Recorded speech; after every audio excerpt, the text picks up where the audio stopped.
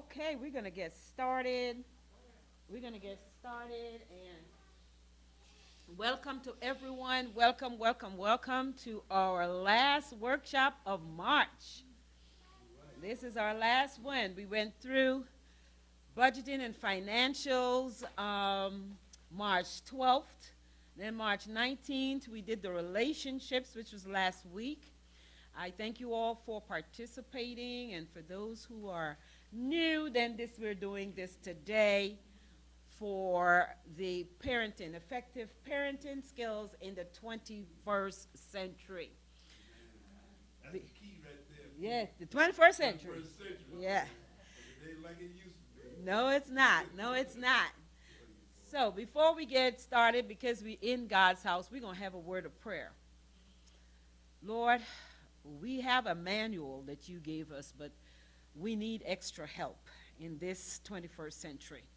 So we ask that you be with us as we learn ways and to communicate with children and grandchildren and even our adult children. And we'll thank you for all that you have done. In Jesus' name, amen. Amen. Amen.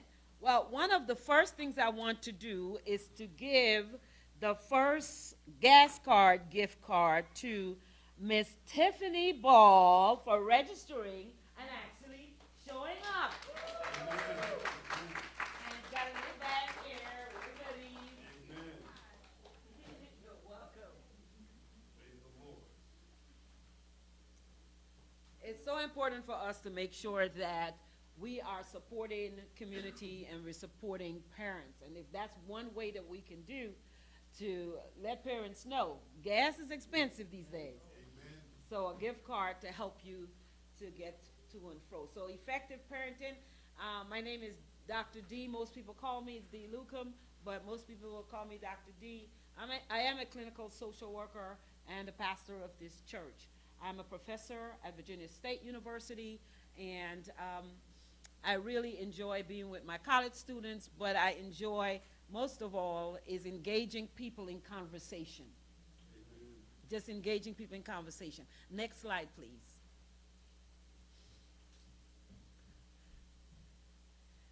Welcome, welcome again. All families have strengths and all families have challenges. No family is here is perfect. Amen. And no family on Zoom, you're listening, YouTube, no families are perfect. All families have strengths and all families have challenges. I don't use the word weakness because a weakness means that you are in charge of that. A challenge means it's there, but with God's help, you can get over it. Amen. All right? So those are my grandchildren when they were younger. They're now 15 and 13. So, but they go with me everywhere, okay? No matter where I go, presentation. So our objectives of today is to have some myth busters. There's a lot of myth about parenting and what parents are supposed to look like and how it should be. And then we're going to learn how to engage with your children and build healthy attachment. There's some attachments that are unhealthy. And then we want to talk about helping your child identify their feelings. How do you help your child at? Or do you scream at your child trying to tell them to be quiet instead of listening? And then we want to talk about keeping your child safe in the community and electronically, okay? And also guilt-free adulting without the children. Some parents feel really guilty if they have to leave their children or grandchildren to go someplace to do some adulting. And they feel guilty about that. And so they're like, I don't want to go and nobody's here. Let's talk about that. Let's have a conversation about that. Yes, sir. Yes. Adulting is doing grown-up things.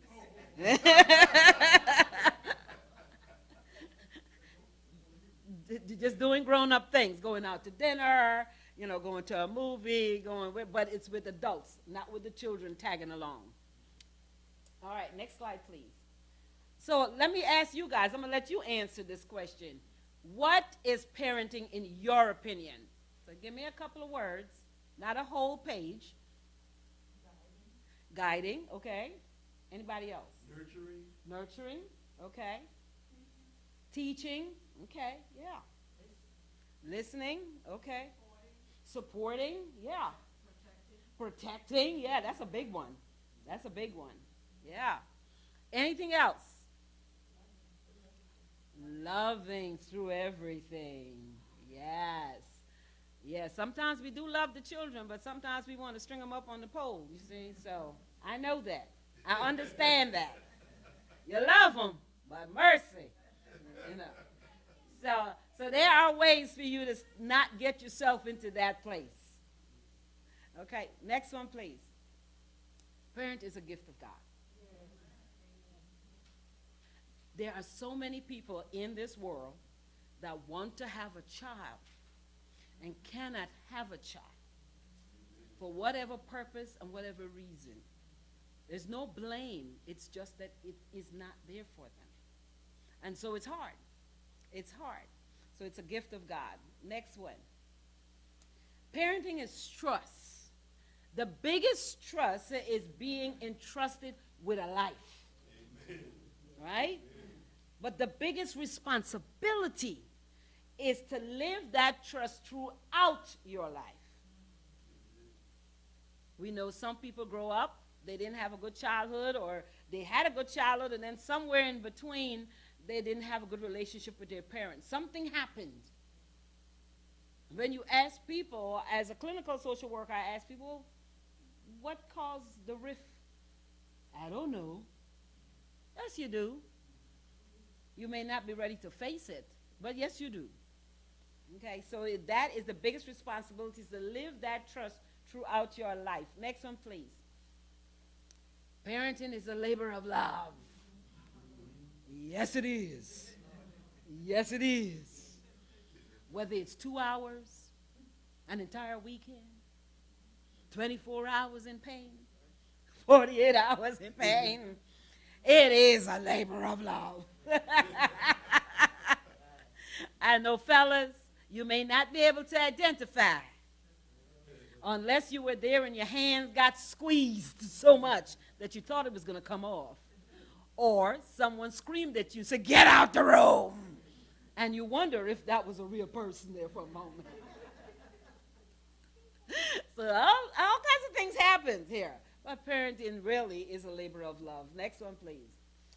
So this is what practical parenting is. Practical parent is meeting the child's needs to the age of 18 and beyond, okay? Guiding the child toward the goal of becoming a competent adult. How do you want that child to be in 15, 10 years from the time if they're a little one? Because some of us have grown children and we are seeing the result of not thinking about them being a competent adult, because now they want you to do everything. They can't do anything by themselves. They're always scared of taking risks and doing things. And so understanding that's the bottom line.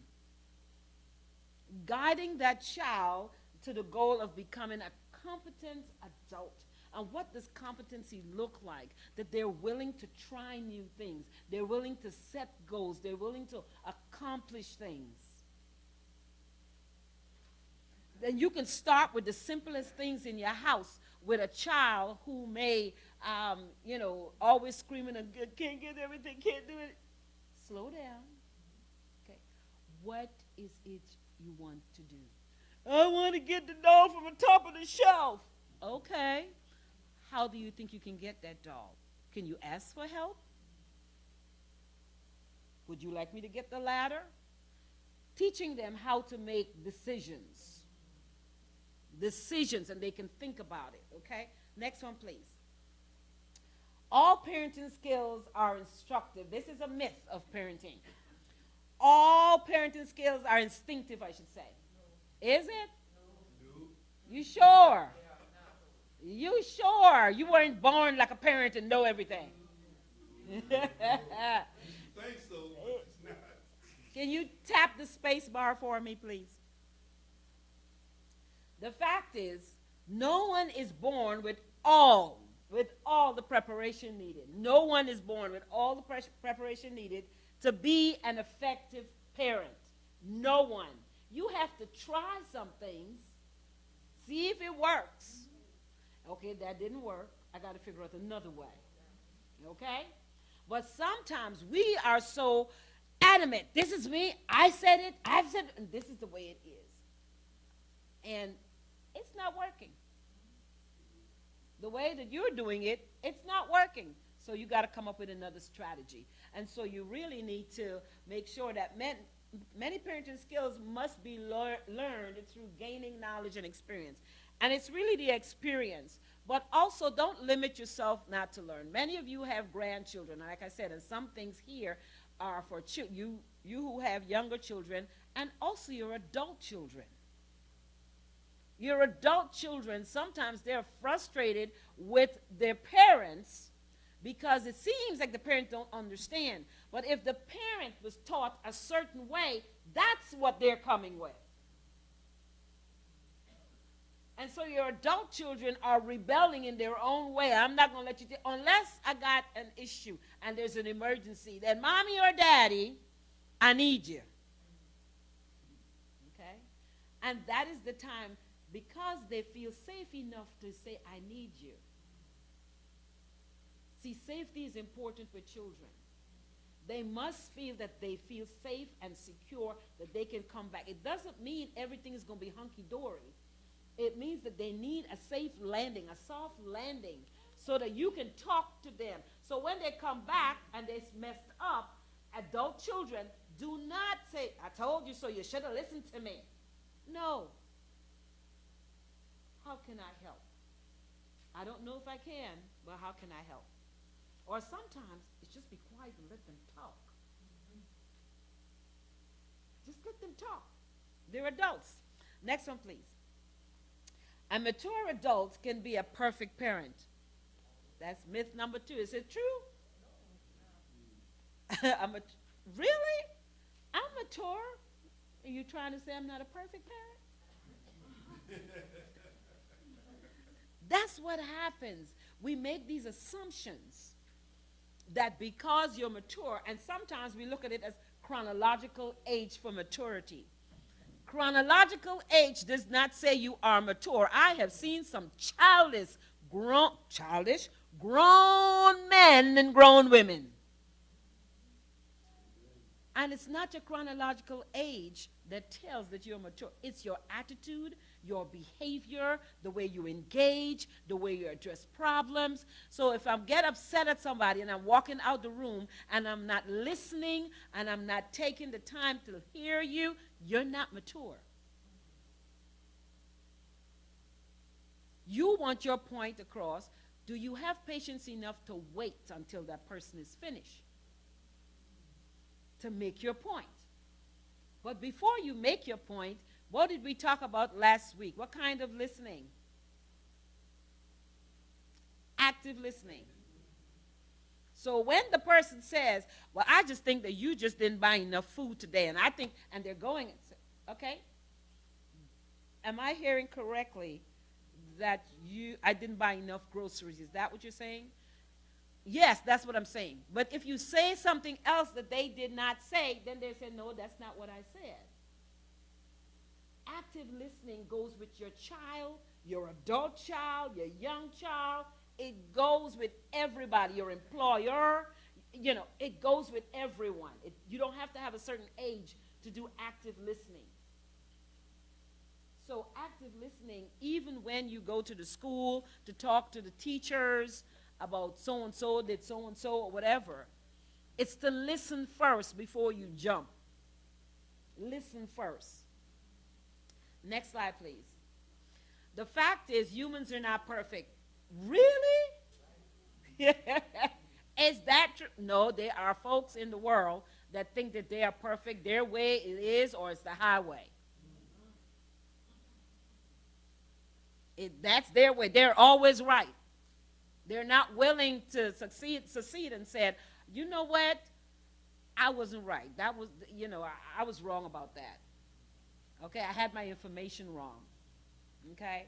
And so mature adults should strive to become competent parents, not perfect parents. Competent parents, not perfect parents.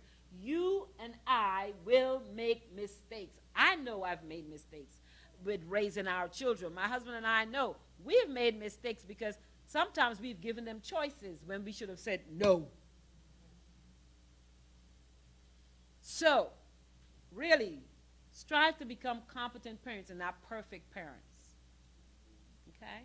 Next one, please. Myth number 3, good parenting guarantees well-behaved children. True or false? Come on, really?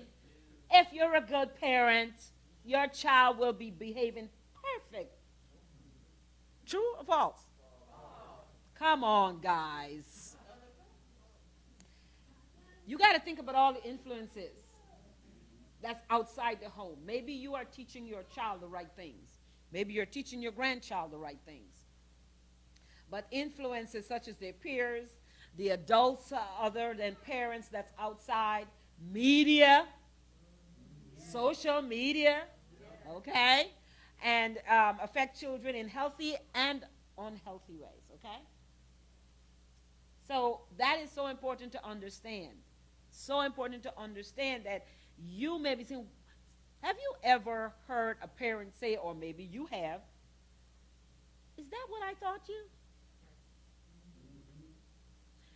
You didn't teach the child that behavior, but somewhere along the line they picked it up with either from a cousin, a friend, school person, you know, their parents' school, the child on the block, and they picked it up. Children are really sponges. This little one, Ruth, I guarantee you, if Ruth is somewhere and people are talking about all kinds of different things, Ruth may look like she's playing right now, but it's all going inside of her. And when you least expect it, it'll come right out. They are sponges. They are sponges. Yeah. And that's right, they're tape recorders with playback. And they're like TikTok now, yeah. Yeah, that's one of the things that you have to be careful of. Children will repeat what you say. They will repeat it in the wrong place at the wrong time because they have no idea or no clue what the words fit into. You said the words, and that's all they heard. They have no clue about context. I was in a meeting with a family meeting, conducting a family meeting many years ago. And the mother came into the meeting, and she was on crutches. And I said, oh, my goodness. We usually in the meetings let little ones like Ruth or any of them go out the room once everyone gets there. And so Mom came in, okay, give you the seat, the good seat, so that she can get up if she needs to. So other people came in, and we had a worker that was going to come in and take the little child out of the room. And before the worker came in, I said to Mom, I said, I'm so sorry. Are you okay? She said, yeah, you know, it's just I hit my foot. And the little girl was coloring. She's no more than 3.5 years, and she's sitting at the table coloring. And this is what she said. Oh, no, he pushed her down the stairs. She didn't even look up. She didn't look up. She was coloring. And all she said, he pushed her down the stairs. They're sponges. They hear everything. You may think they're not hearing. So when you get on the phone,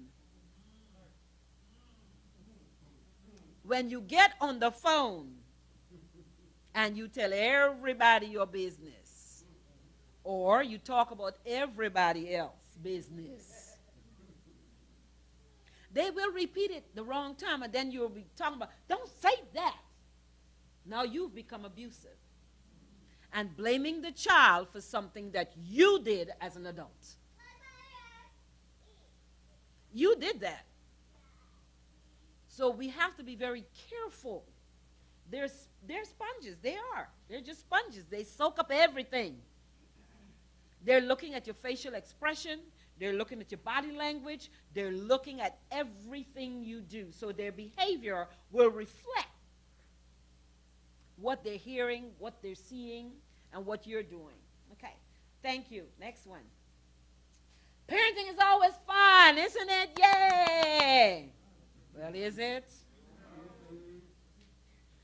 Parenting should have some fun components. Absolutely. You should be going to the park with your children. You should be doing silly things. Go out in the yard, play a tag.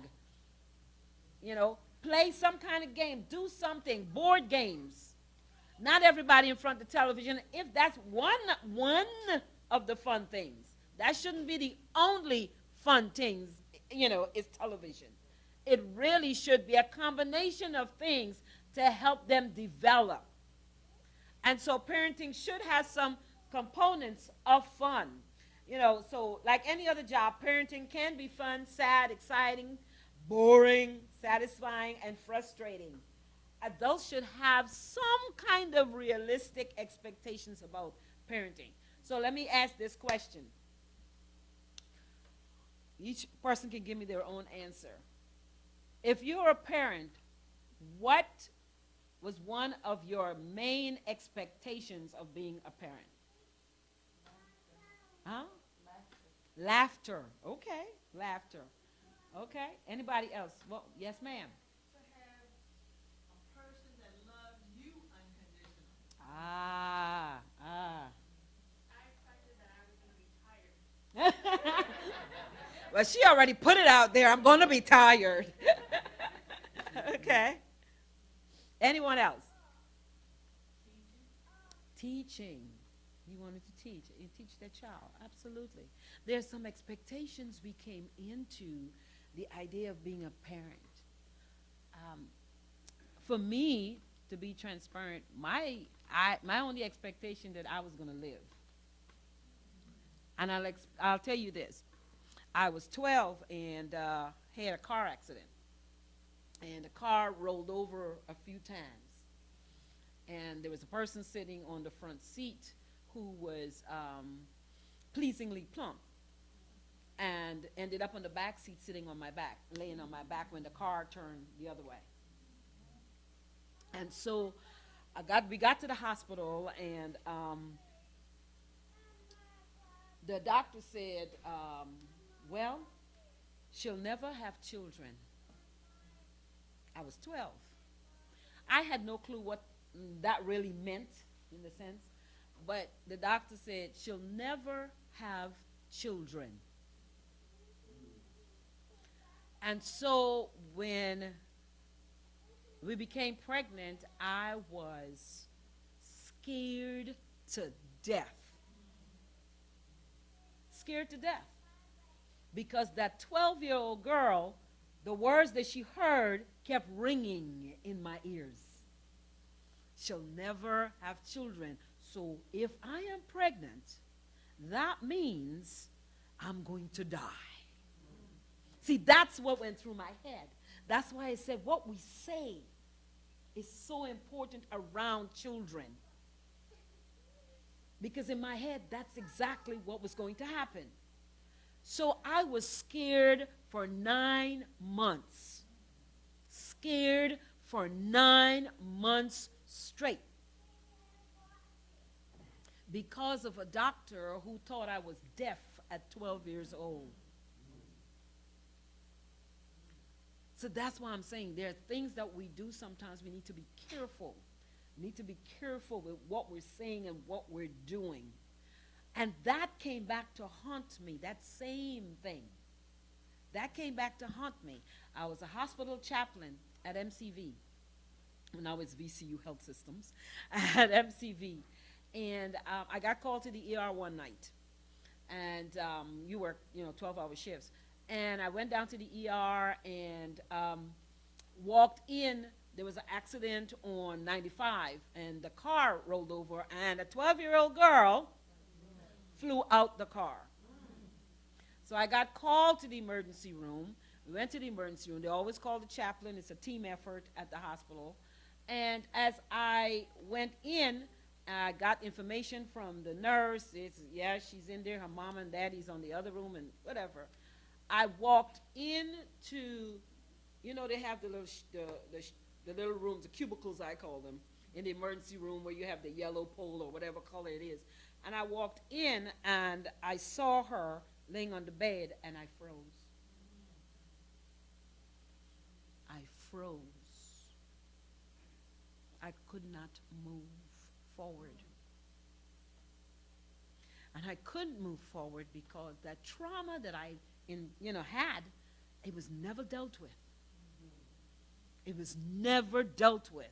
I thought after 38 years that was gone, right? I was functioning, I'm married, I got my children, I'm working, yeah. But that trauma was still there. I backed up, and I went and called one of my colleagues and I told her she needs to take that. And then later on, I sat in a corner with one of my other colleagues, and she just held me, and I cried like a baby. Because the 12-year-old girl that was hurt in there and in here needed to let herself go, needed to let go of all of it. But she didn't know, and I didn't know, the adult part of me didn't even know she was back there. Didn't even know she was back there until something triggered. So we have to be careful. Parenting can be fun, but also there are some disturbing things that happen during parenting. Next one, please. Use the power of prayer. Use the power of prayer. Pray for your children. When you pray for your children, don't just say, God bless Mary and Sue and Harry. Really talk to God about your child. Lord, I pray for their internal organs. I pray for their eyes, their ears. I pray for their feet, that it may go to the places that you want them to go. When you're praying about your child, you pray about their memory. They're in school, or your grandchildren. You ask God to give them the memory to hold in the information that they will need for an exam. You pray that prayer. You don't just say, thank God for Mary, Sue, and Harry. When you pray talk about their attitude. Lord, I thank you for their attitude of giving and the way that they're really nice. Thank you for that. And if they're not nice, you ask God to give them that attitude. Then you pray for their heart, that they will show love and be able to receive love from you. Okay? Then you pray for their creativity. We don't know what all children are going to be when they grow up, but some of them have some creative spirits. Celebrate it. Watch the children, they colored pictures today, and they brought it over to me and said, this is for you. And my heart was smiling because they're being creative. I made a card for someone who is sick. You celebrate that in them. So you pray for their creativity, whatever it is that God gives them, and you pray for kindness. Because we must remember they're a gift. They're a gift. They're a gift. Okay, next one, please. How do you foster attachment? Some children don't speak to their parents the way that the parent would love for them to cuddle with them or talk with them. And as they get to teenage years, like you, as they get to teenage years, it's like, Mom, don't ask me anymore. Or, Mom, I already know. So, the thing of it is the child needs to be protected from external and internal threats by helping the child regulate their feelings and behavior. A lot of times, some of our children are emotional. And why are you so upset? Your child is emotional. You bring yourself down. You bring yourself down. Because if they're up here and you're up here, does that help anyone? Doesn't help, does it? Okay, it doesn't help when you do that. So you have to learn how to help them to regulate their feelings. We're going to talk about that in a minute, continue to talk about it in a second. And then we have secure base. I was talking about this earlier. A parent must provide support and guidance for exploration of their world, both external and internal environments. So this is simply saying, where's the secure base for your child? Is it in your home? Your child should have a secure base. Your grandchildren should have a secure base. Some grandchildren prefer to be at their grandparents than to be at their mama or daddy's house. Because it's a, she says, yes, see, I know. So you tell me, what do you like about being at the grandparents' house?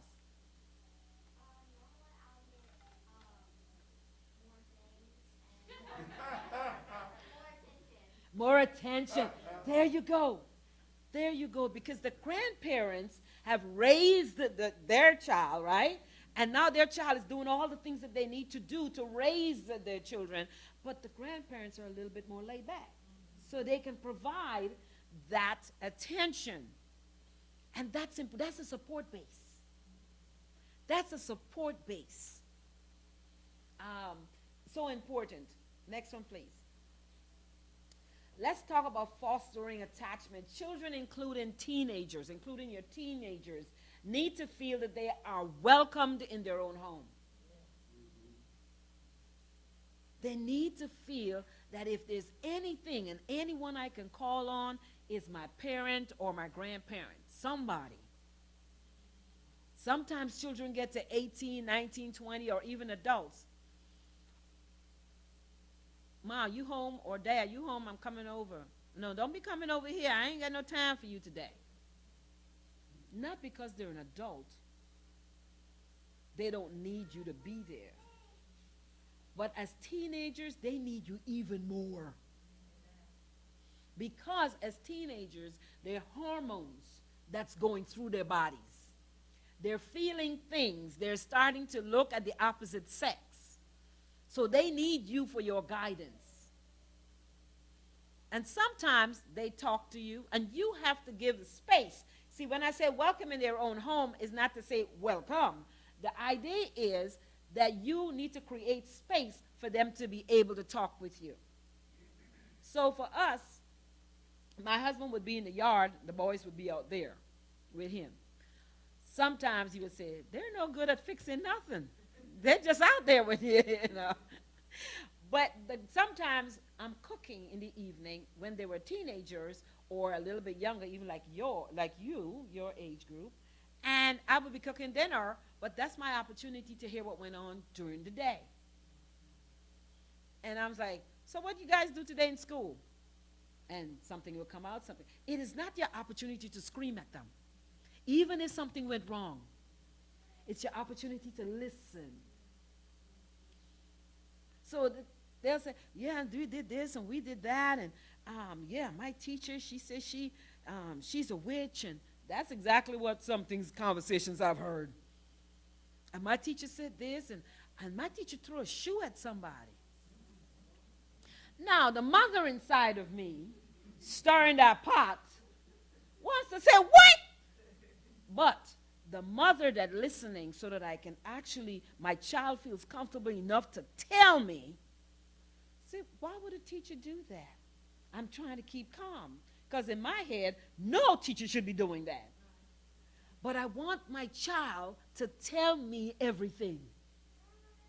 So I'm not going to interrupt, and I'm not going to try to do certain things. I'm not going to solve. They're not asking me to solve anything. They're just relaying what happened during the day. That's all they're relaying. They're relaying what happened during the day. And then, when it's not possible, you know, when your child, no matter what is going on, bad or good, their home must be a safe haven. When they don't feel like their home is a safe place that they can talk, what they actually do is go out there. They may begin to do some bad behaviors or express themselves or withdraw.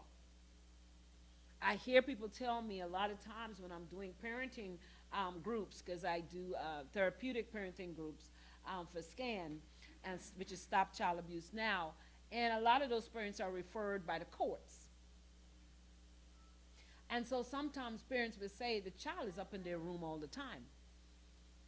So something is going on with that child, that they're not even talking to you, that they're in their room. So don't feel as if you can't get the information out of them. Maybe grandpa or auntie or whoever that they're close to can really talk with them. Because sometimes, because we're so close with the children, we want everything for them to tell us everything. And sometimes you need that support from someone else. Okay? Thank you. Now, I wish this was, I think it's in your handout. This is a circle of security. And basically, you see the guy on the tree in the left-hand side. He's on that tree limb, and he's trying to, and think about children. You go, and there's the pool, right? And there's the diving board. And they get on that diving board, and they go, look at me, mommy, look at me, I'm going to jump in. Look, I can do this. Look at me. And they're wanting you. They want you to really make them feel that that's okay. They need your approval. So you say, okay, I'm watching. They jump in, they pop up the water and go, did you see me? Did you see me? Because they're looking for approval. The child is looking for you to give approval. So you have to make sure that you're saying yes, that you're approving, that you're encouraging, that you're celebrating them. Even your grown adults. Your grown adult children may come and may say, hey, this week I went to, I did so and so, and you're like, really? How come you didn't do the other thing? See what I mean? You didn't really help. Your question you need to ask yourself, was that helpful, what I said? Was it helpful? If it's not helpful, then why are you saying it? So they may make one step out of the 15 that they had to make. Okay, you did one, go ahead. I see you. Celebrate that one. In your head, you're like, Lord, they need 10 more to go.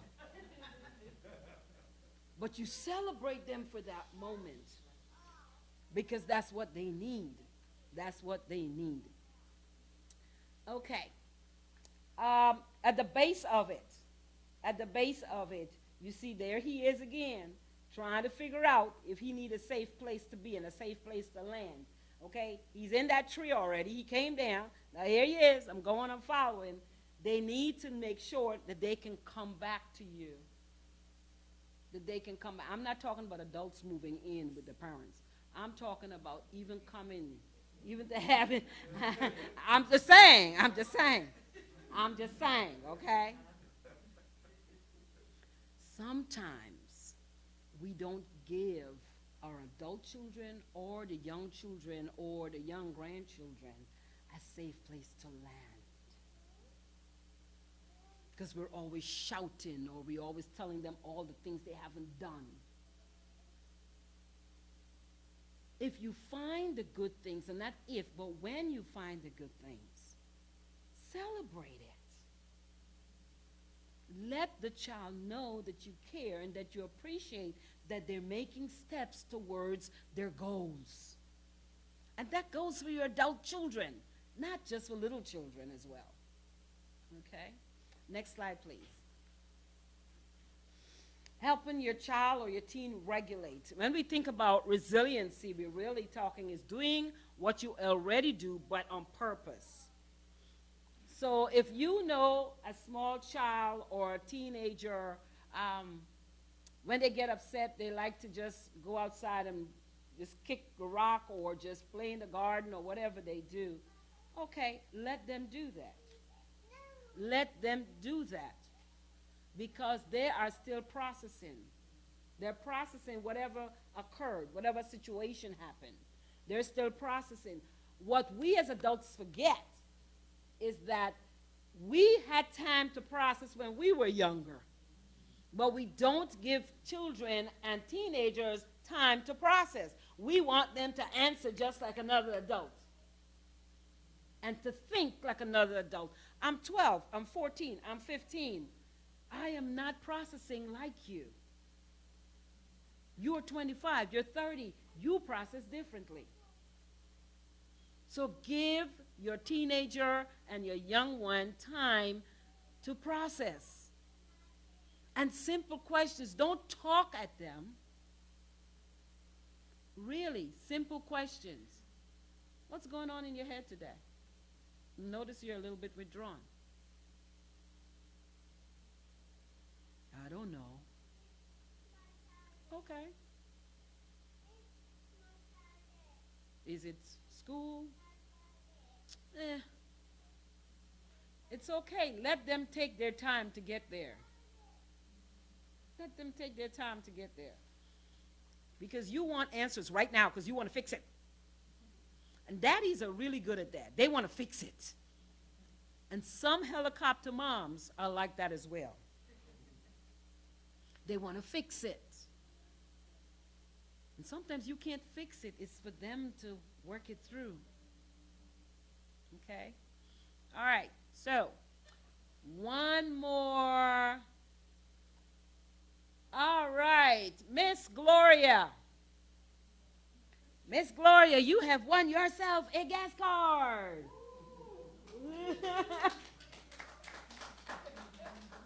She didn't know what it was. She over there going, yes. I heard her thinking hard.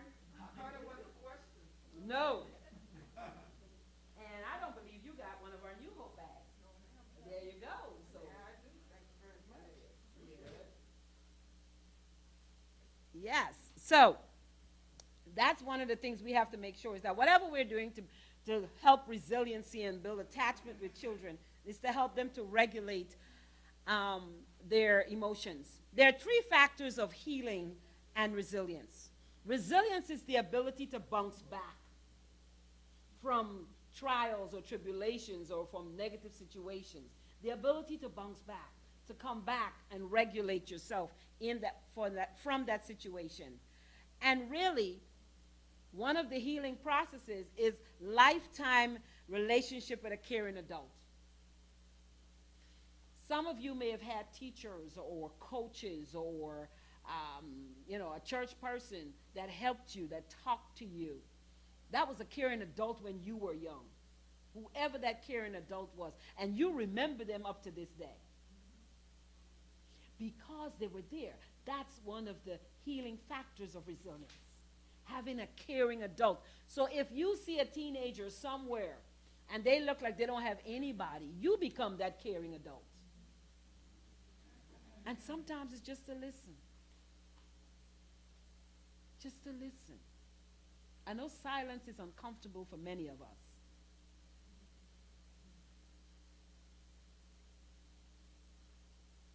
See how you're getting antsy because I stayed quiet for a second?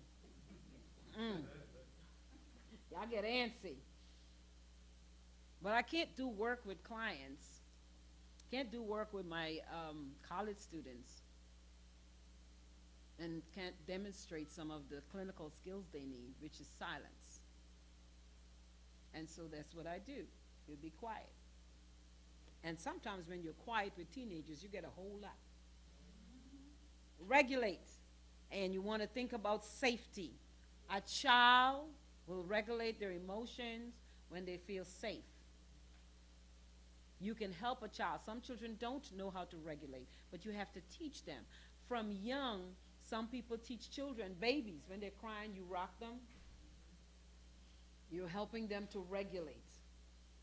They're getting emotion that's calming them down. As they grow older, you use different strategies to help them regulate their emotions. The other thing is emotional management, rocking, hugs, and silence.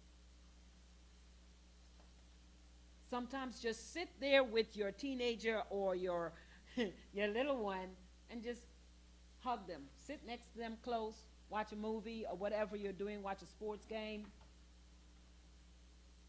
And it just regulates whatever was going on. I have a grown daughter, 32 years old.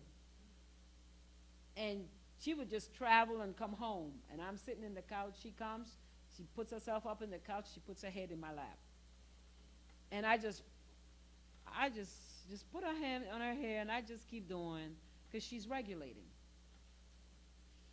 She just drove 3 hours to come home. And so that's where she is. And I'm like, okay. So I just regulate her, help her to regulate.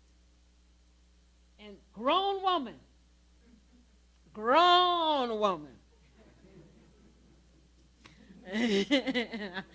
But it is what it is. You help the person regulate their emotions. You just need to calm down and come down, and so you can help children regulate as well. Thank you. Next one, please. How do you help your child to identify their feelings? This is part of regulation. Some children flip their lids all the time. Okay, so let's talk about that. When a child flips their lid, it's because all the emotion from their cortex is going out of whack, and they don't know what to do.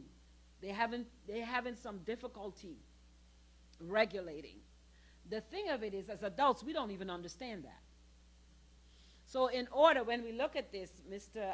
Perry, Bruce Perry, who is a child psychologist and did some neuroscience, this is basically what he says.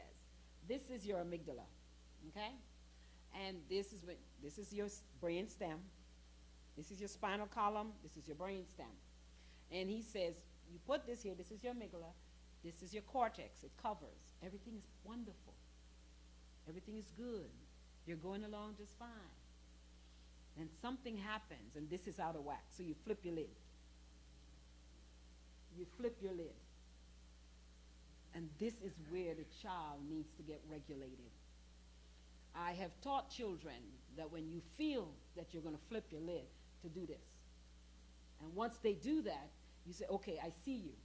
Okay, so now what do I need to do to help you? So simple, you can put your hand up and learn it. You can learn it. Okay, so this is your spinal column in your back. And then here's your neck. Where is your brain stem? And so there's your amygdala. You put that in. This is your cortex. Put it over. Okay? So you get the fight or flight. Something happens and you get scared. And so this goes. Yeah. Yeah, there you go. So when you're flipping your lid, you just go like this to mama, and you let her know, I'm flipping my lid right now. Okay? There you go. And so now know that you need to help your child regulate what they're feeling. Whatever it is that they're feeling, you need to help them. All right? Now, you can teach your grown adult son or grown adult daughter how to help that also with their child. Next one, please. All right, so let's lose the cap approach. The cap approach to calming a child down. There are different ways. Usually when I do parenting seminars and stuff, I'm in a big room. There are tables, and on the tables you have crayons and bubbles and all kinds of stuff. But because we're in here, we're not doing that. And usually there's pipe cleaners and all kinds of stuff to do certain activities with. And so this is why I don't like COVID too much right now. Because there's certain things we can do, but we can't do it in here. So we're limited in some of the activities we can do to help you. But if we use the CAP approach, which is C is for calm, is to reset the brain, okay? So one of the things you can do with resetting the brain is to always have bubbles on hand. Because as the child inhales and exhale that, the child start to calm down. Start to calm down. They start to calm down. Okay? Okay? They start to calm down. And you don't have to shove the bubbles at them. You just say, would you like a bottle of bubbles to blow? Okay? And that's what you do, right? It slows down the breathing. It's anything that you can do, or you teach the child how to inhale, hold it, and then exhale. That slows down the brain from that, your lid is flipped already. So it kind of slows it down. It slows it down. Okay? Then you do attunement. If the child is sending you a message with their attitude or their body expression and all of that, don't try to change the message. Try to understand it really. You have to receive whatever that message is and try to figure out, okay, how do I work with this? When we were growing up, you look at your mama cross-eyed. Boom. All right? That's why I said this is the 21st century. And many of us lived. And some of us lost teeth. But no, it's true. When you were growing up in certain parts of the world, You could not look at your mama or daddy cross-eyed. You couldn't say, talk back? What is that? You couldn't talk back. And so a lot of us grew up without having a voice. So as we become adults, then we start to act out because we didn't have a voice. So when we got married or we're in a relationship, we started acting in these ways. And you're like, what is going on? You didn't have a voice when you were growing up, and so you figured out that my spouse now becomes the person that's going to get the abuse. And so important for you to know that the messages are coming. It will come at you from children or your grandchildren, okay? If the message is not received, it sounds like static. And, and you got to realize the person who's in crisis, they're feeling like they're traumatized. And so they're sending you a message. I flipped my lid. But you're not hearing me. You're not hearing me. Okay? Then we have that P. Be present. Be present. The child is talking to you. Your young adult is talking to you. But you are busy doing something else. You are not present. Be present. You can look at someone, or you can say, can you hold on 2 seconds? I'll be with you, so that you can be present. So that you are there and be present. A lot of times we're so busy doing 20 things that we are not present. Slow down, stop. If you have to say, can you hold on? I will do this, and we can have a good conversation. Finish if you need to finish whatever you're doing. But be present. Be willing to listen. Be available. Be available. And that goes for the adults too. That goes for your spouses. We talked last week in our relationship seminar about listening. Same thing. And then send signals in a way the youth or adult can receive it. Not your way, but how they can receive it. Do they like you to speak calmly? Or do they like you to be yelling at the top of your lungs? Or what is it that they like? How do they receive information from you? Not how you want to give it. How do they receive it from you? Okay? So important to understand that. So important. And make sure it's relevant to the time, and the behavior. One of the things that I have after visits here, because I worked with young people who were in foster care. And a lot of times when they go for a visit with their biological families and they come back to the foster home, they would act out. And you're like, every time they go on a visit, it comes back to the house, they're like this. My question is this. If you notice it the first time, what were your plans for the second time? You're busy worrying about, that's what happens when they come back. That you have not provided a safe space. Plan something else that when they come in the house, say, hey, we're going bowling. Something, or go hit bean bags. I don't care. It's to get the frustration of whatever is happening to that youth out of their head so they can get it out. A lot of times we think of all kinds of stuff. One of the things I have there is cinnamon stick.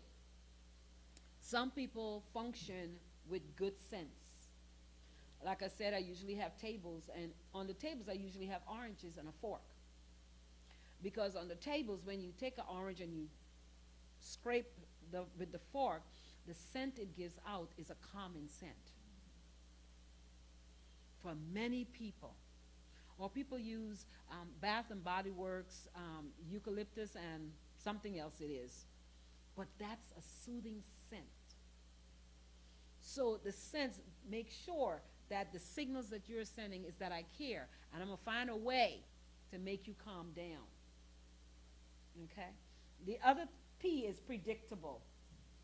Be flexible. Be flexible. Some people are not flexible. So you have 4 people or 5 people to pick up your child at school. That's a whole lot of folk, but sometimes you need that. But one of the things that's important is that don't be so predictable that it can harm your child. So one of the things that my husband and I did is that we give our children a word, a password. And we tell them if we couldn't pick them up any place, whether it was at church or whether it's school or wherever, this is the password. And if someone comes, hey, your mom or your dad said to pick you up. I say, I don't even care if it's your uncle or your auntie. I say, what's the password? And if they don't know the password, you don't go with them. That's what we did. You don't go with them. You know I'm coming to pick you up. And if something was going to happen, I was going to have to give that person the password because I know they come to get you instead. So that's important. That's important. You find a password, and you don't tell everybody the password, by the way. I mean, you got to be a little bit brighter than that. Our son went to, is Iraq? Yeah. And I remember before he left, he said, I remember the password. And the thing he said to me was, if I called you and I used that password, you know I'm in danger.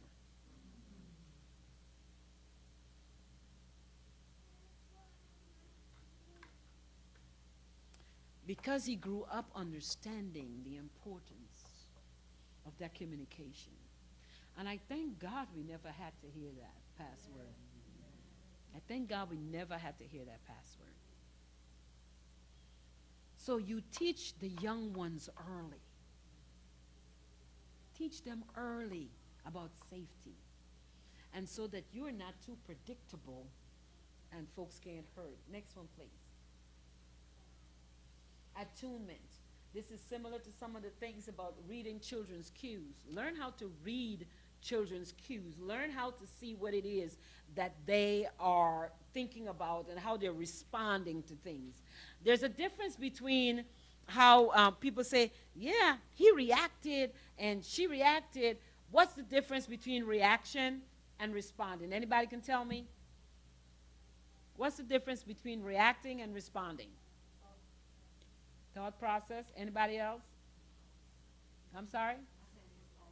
Impulse. Yeah. Your reaction is all that emotion. And that impulse, you're ready to snap at somebody. You know, can you take the trash out? Why you had to ask me now? You're reacting. Impulsive. When you respond, there's a thought process. Even if you have emotions, you're going to think before you answer. You're going to think before you answer. So there's a difference. There's a difference. So when times when people are talking and they say, well, so-and-so was aggressive. And I said, wait a minute. Are you responding properly? Are you saying that that person was aggressive? I said, when you say aggressive, what do you mean? Because that word aggressive has been used to put people in jail and in the psychiatric facility. It has been used in the courthouses for our teens.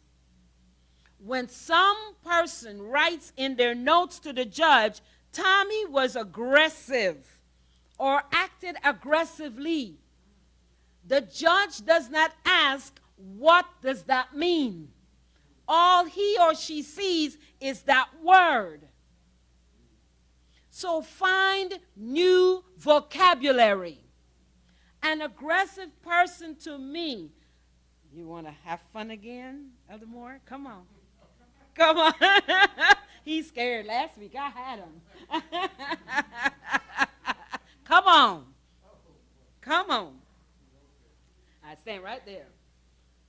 So, an aggressive person to me is someone who comes and say, you know, I'm tired of you, da da da da da da.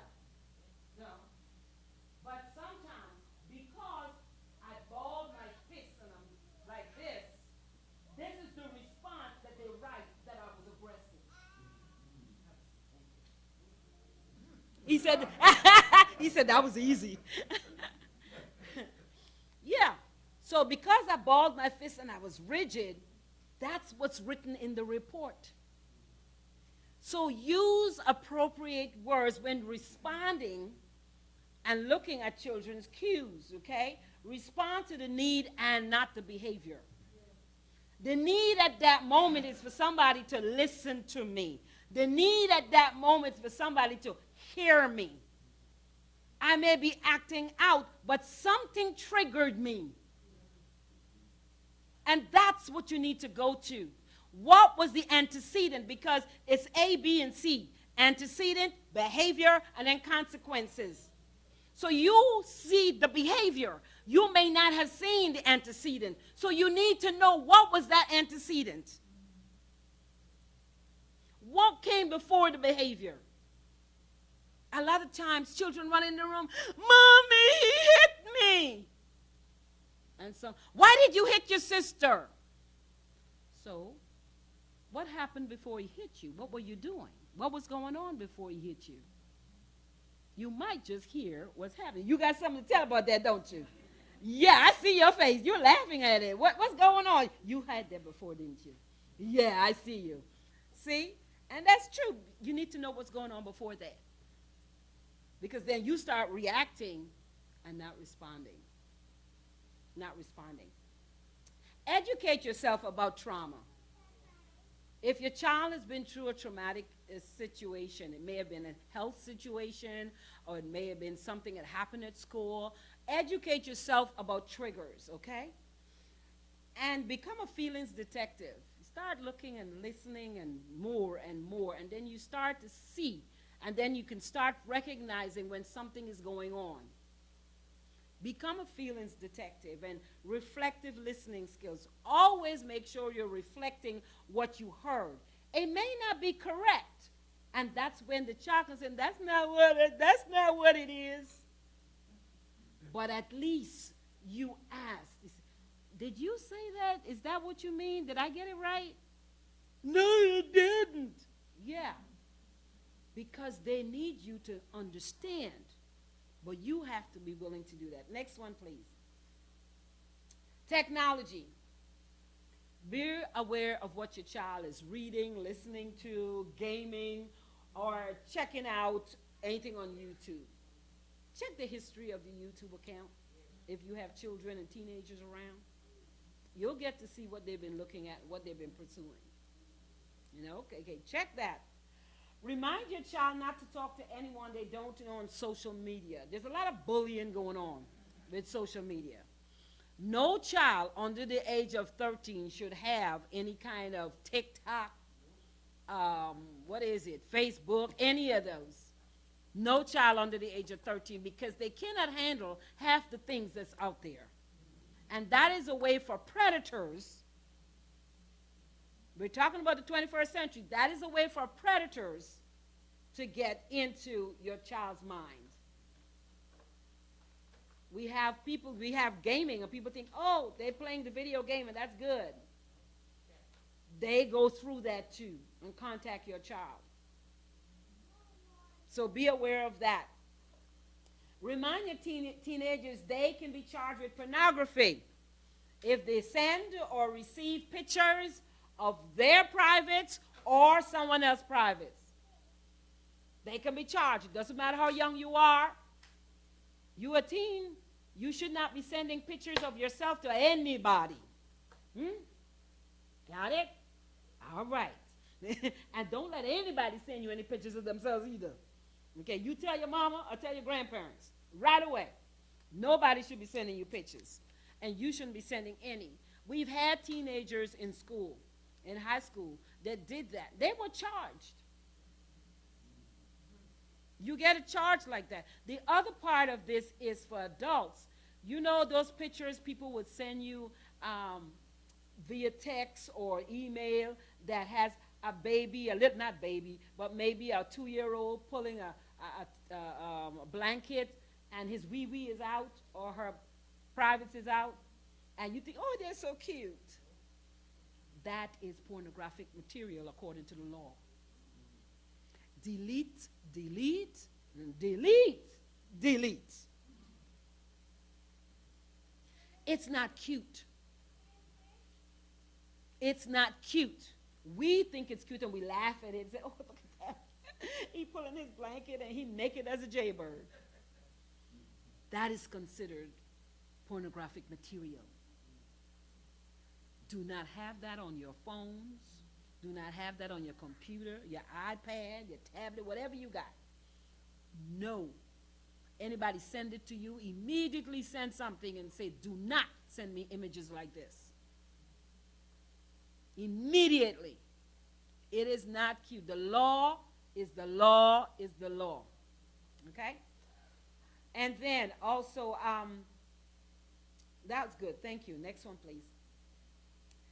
Remind your son or daughter they are loved every day. Remind them every day that they're loved. Because somebody is going to tell them out there that they're not. Those same predators that you see coming to them through their gaming console or through Instagram or any of those things, they're going to tell them, they're going to make your child think that you are the worst father or mother on the earth. So that they can then take your children's mind, and then so many of our young people have gone missing. Because we don't tell them we love them. We don't show them that we love them. And they're gone missing. Know their passwords. Know their friends and the telephone number of the friend's parents. Oh, I'm going up the road to see Jenny. Well, who's Jenny's parents? What's the telephone number? Where but Jenny live? A lot of parents don't even ask questions. Then their children start dating. And then they decide, okay, you're dating. Oh, it's okay. Who is the young person that you're dating? Oh, he's in my class. She's dying at me. He's in my class. So when he come to pick you up, he better come in my house. I better see your face. I better know who you belong to. I need to know where you live in. I need to know your parents' number. I need to know where you going, what you driving to. Do you have a license? I see you with a car. Let me see your license. We need to teach our young people, boys and girls, how to navigate this idea of emotions and their bodies changing and wanting to have information and exchange with the opposite sex. We need to teach them that their body is worth a whole lot and it should not be given away like a dollar bill. If somebody calls you a dollar bill, it's because you have been passed around. So that is something we have to teach our young people. We have to teach them. Sometimes we don't think about it, but that's the way it is. Next one, please. Adulting without the children. Okay. So who in here can tell me the last time they went someplace without young children? And I'm talking about people with small children. I'm not talking about you, Sister Evelyn. Don't even. When was the last time you went out, Miss Ball?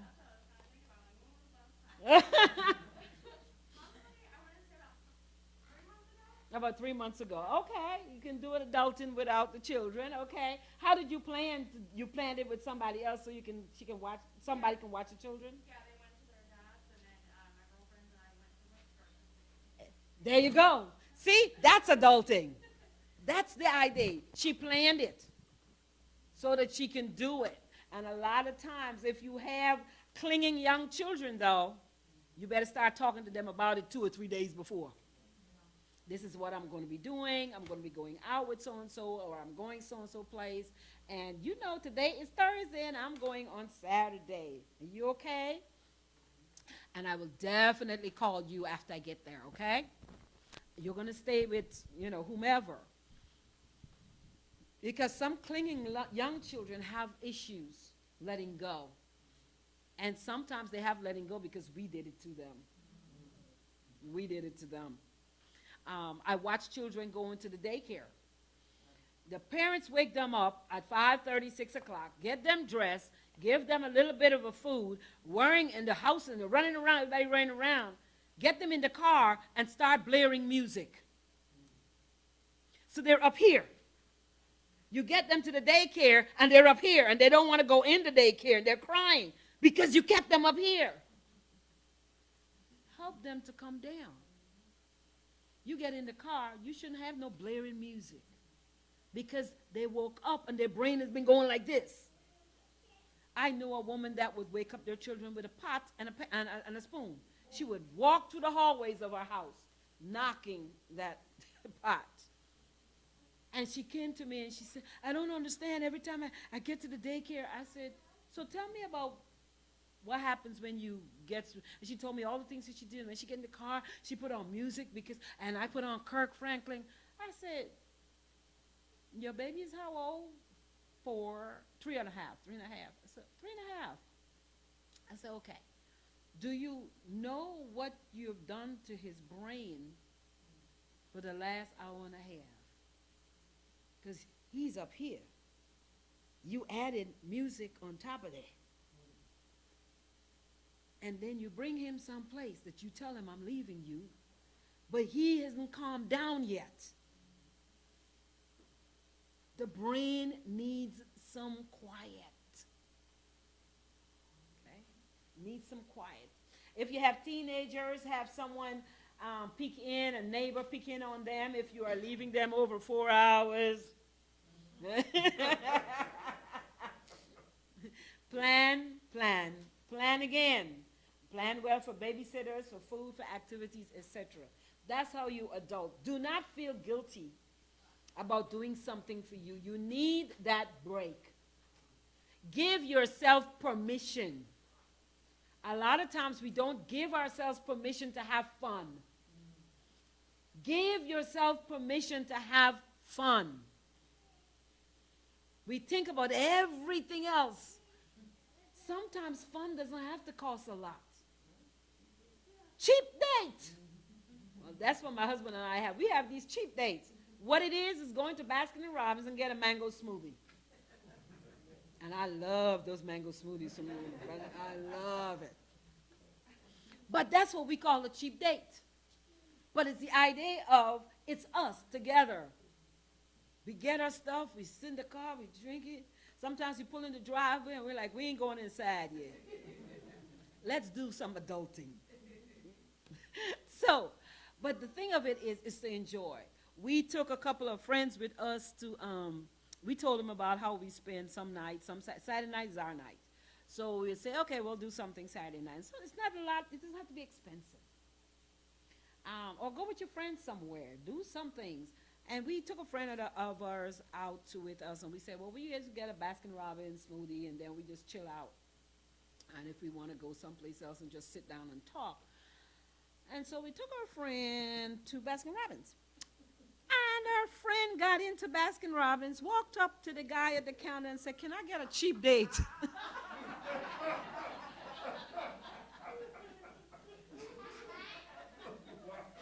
I bust out laughing. I said, no, it's not called a cheap date. We call it a cheap date.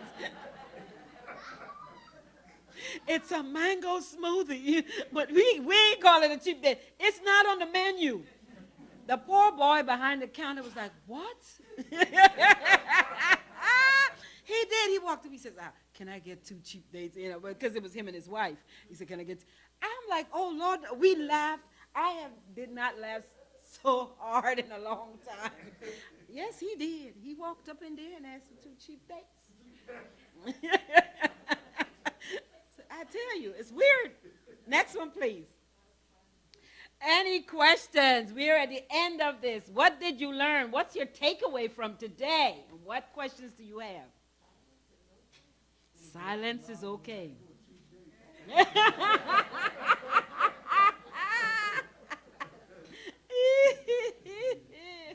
Yeah. I learned that parenting in the 21st century is a lot Different. different than it was, I'll say, back in the day. Yeah, Because, back in the day. It's much more complicated. Yes, yes, Much more detailed. yes, yes. I'm glad I came back up into You're glad you handle little ones now. Yep, I tell you. I learned that listening to anybody is more, more than just listen. You gotta just listen. Just listen. Mm-hmm. Rather than, just jump to, jump to into something, just listen and you learn a lot. That's right. That person you have. Mm-hmm. Mm-hmm. That's right. Listening and reflecting. Make sure you got the right message coming to you, that you actually know what it is that person is. Because sometimes we listen 5 seconds and then we already formed an opinion or something to spit out. You mentioned the young lady, you said you got more attention at the grandparents. I call my oldest nephew my oldest child, Mm-hmm. but I better understand now why he'll come to me instead of his mom. Mm-hmm. Mm-hmm. It's different. It's different. His adult needs Mm-hmm. to talk. Sometimes he just needs to talk it out. Mm-hmm. Like Sister just said, as a parent, let me fix that. No, sometimes Mhm. they just want to talk. And They just want to talk. you just need to listen. Mm-hmm. Mm-hmm. I'm seeing some similarities between him and my own, Mm-hmm. but Yeah, I know it. Yeah, it is. Isn't it amazing how we see things in different ways? And yeah, yes, Sister Carl. I learned that this parenting thing is ever evolving, Mm-hmm. and that I just can't stick in my mind, okay, well, I did this with my children, Mm-hmm. and this will probably work with my Uh-uh. children. It's an evolving. Yes. Yes. And that, to key in on the signs. Mm-hmm. The signs are very important. Yes. Instead of keying on the behavior. Give your Key in on the signs. signs. Yes. What's going on? And it's okay to kind of step Back. Mm-hmm. and let them, and listen to them, Mhm. as opposed to making your own judgment and reacting instead of. Responding. Yeah. Yeah. Absolutely. Absolutely. Yes, sir. I've learned that it's important to talk to children through their behaviors and their emotions. Mm-hmm. Emotions that they feel. Mm-hmm. Yeah, they're gonna flip their lid, but it's okay. Then you help them regulate that heartbeat, because when they flip their lids, their heart increases, their heartbeat increases, okay, and their blood pressure increases, and so you need to help them to calm. But saying the words calm down," does not help, by the way, y'all. It does not help. And I learned that about me. And I remember one day I did that. Someone said something I was doing, and I didn't even respond at first. And I was just standing there when this gentleman said something, and I was very quiet. And he said, "Calm down." And it was like, I look at myself, I'm like, Lord, did your head slip through? I went like, whoop. I said, and I could see it, and I'm like, I said, don't you ever say that to me again. Because I said, now I'm mad. I said, I was processing what I heard, and you interpret my silence that I was mad. See, don't misinterpret. And I told him, I said, don't you ever say that to me again. And he was like, I said, yeah, because you misinterpret what I was doing. I was standing there, and I was processing. But you assume I was upset. I said, so, don't do that. I learned that it's all right to allow a child to express themselves. Mm-hmm. Back in the day, what they said, That's what it is. It's not that there are no boundaries. Understand. Don't get it twisted, y'all. Children need boundaries to feel secure. But it doesn't mean that you silence them when they're trying to express themselves. There's still some boundaries. I'm not going to let my child kick me. I'm not going to, I've seen some things in supermarkets. And I said, thank you, Lord, for holding on to me. I'm not going to let my child spit at me. I'm not going to let my child slap me. I'm not going to let my child yell at me. We're not going to have that. You may be yelling, but it's not at me. There's a difference. I'm expressing because that's how I feel and I don't know how to deal with it. But don't call me out of my name because you heard somebody call somebody else out of their name. We're not having none of that. So there are boundaries in parenting. Remember the secure base, the circle? There's a secure base there. They know that's where I feel safe. Okay? Yeah, that's important. Yes, ma'am? Also, it's important to foster that attachment, whether they're a child or Mm-hmm. Yeah, foster that attachment, whether they're adults or whether they're teenagers or whether they're children, you know. But you get out of it.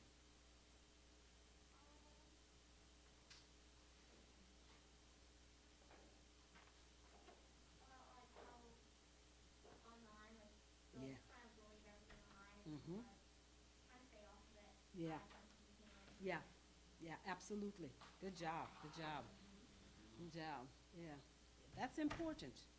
Absolutely important. So we have to make sure that we're doing what we can do to protect the gift that God gave to us. Okay? Whether it's adult children or whether it's the little tiny ones, the grandchildren that came after. However it is, we need to protect them, and also at the same time, do not forget to pray for the children. Do not forget to pray for the children. They need our prayers. Even more so now. Mm-hmm. Oh, yeah, as they get older, they do. Well, I have someone, Sister Carlette's name on this card, but since she's not here, she may not get it. She went to the back. But I'll give it to her because she has all the children. She's planning to do something with them. So she got a Subway card. She got a Subway card for $25. So, but I'm glad you all came. Thank you for being here. And I pray that you go out and trust God to help you parent and be a grandparent as well.